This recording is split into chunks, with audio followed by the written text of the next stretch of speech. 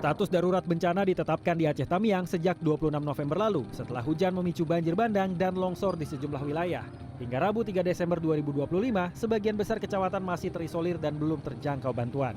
Pemerintah daerah Aceh Tamiang menetapkan status darurat pada Rabu 26 November setelah laporan awal dari sejumlah camat mengindikasikan risiko banjir, longsor, dan tanggul jebol. Sejak saat itu, bencana melanda secara luas di banyak kecamatan, memutus akses jalan dan komunikasi di 10 dari 12 kecamatan yang ada. Hanya Kecamatan Karangbaru dan pusat kota Kuala Simpang yang dapat terjangkau distribusi bantuan. Banyak ruas jalan rusak, tertutup genangan, atau tertimbun material longsor. Akibatnya, kendaraan pengangkut logistik sulit untuk masuk. Foto dan dokumentasi lapangan dari warga terdampak menunjukkan rumah-rumah warga terendam banjir, kendaraan pun tidak dapat melintas sehingga warga terpaksa mengungsi dengan perbekalan yang terbatas. Korban terdampak di kecamatan yang belum terjangkau bantuan sangat membutuhkan suplai mendesak berupa beras, air bersih, makanan siap saji, makanan bayi, dan lauk pauk. Sementara itu, tim gabungan terus mengupayakan pembukaan akses dan distribusi logistik menggunakan jalur darat, sungai, maupun udara.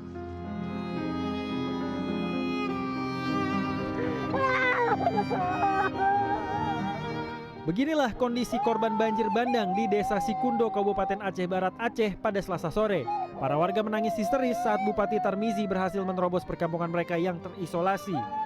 Korban banjir ini tak menyangka mereka mendapatkan bantuan bahan makanan. Isak tangis pun pecah saat warga pedalaman ini bercerita telah terkurung selama 5 hari. Ini terjadi karena akses menuju Desa Sikundo terputus. Memasuki hari ke-6 bencana, Bupati Aceh Barat Tarmizi berhasil menembus wilayah dengan menyusuri aliran sungai dan hutan. Perjalanan ditempuh dalam waktu 19 jam.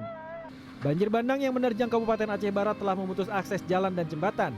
Dari data sementara, tercatat ada 6 jembatan rusak, termasuk 11 jalan penghubung lainnya yang mengalami kerusakan cukup parah. Sawah warga juga mengalami gagal panen. Selain itu, sebanyak 243 rumah warga rusak, 6 diantaranya hilang di bawah arus banjir. Adapun jumlah korban terdampak sebanyak hampir 9.500 kepala keluarga atau hampir 31.000 jiwa. Menurut Bupati Aceh Barat, total kerugian kerusakan infrastruktur mencapai 203 miliar rupiah. Hingga kini, pemerintah Kabupaten Aceh Barat telah mendistribusikan bantuan di 20 titik lokasi pengungsian. Penanganan pasca banjir ini fokus sekarang membersihkan fasilitas umum, masjid, sekolah, kemudian jalan, pesantren yang lumpurnya sampai 50 cm. Nah, selanjutnya itu sawah. Sawah harus dibersihkan, kalau tidak maka petani kita tidak bisa lagi bercocok tanam. Ini masalah baru yang muncul. Banjir yang melanda kota Lok Sumawe dalam beberapa hari terakhir mulai menimbulkan dampak serius bagi kesehatan warga. Sejumlah korban banjir dilaporkan terserang berbagai penyakit akibat kondisi lingkungan yang kian memburuk pada hari Rabu ini. Sejumlah warga mulai berdatangan ke lokasi posko kesehatan tanggap darurat bencana. Kerjasama Pemda setempat dan Ikatan Dokter Indonesia Kota Lok Sumawe di Desa Ujong Pacu, Kecamatan Muara 1, Kota Lok Sumawe. Beberapa penyakit yang mulai menyerang kesehatan warga diantaranya adalah infeksi kulit, diare, hingga demam yang dipicu oleh genangan air dan sanitasi yang tidak memadai.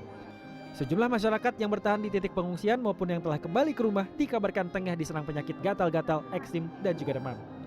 Tapi ya namanya manusia juga punya tingkat stresnya ya, sehingga mungkin ada beberapa tadi pasien juga punya penyakit hipertensi, kemudian gastritis, dan penyakit kulit. Ya kalau anak-anak mungkin lebih penyakitnya itu ya infeksi saluran pernapasan, ya demam, batuk.